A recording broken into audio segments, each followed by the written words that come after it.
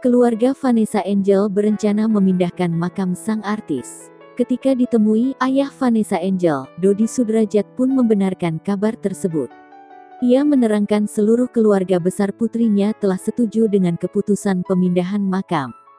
Dodi bahkan telah menghubungi adik almarhum Mama Vanessa Angel dan diizinkan. Ayah Vanessa Angel ini menegaskan keluarga mendukung keinginan memindahkan makam.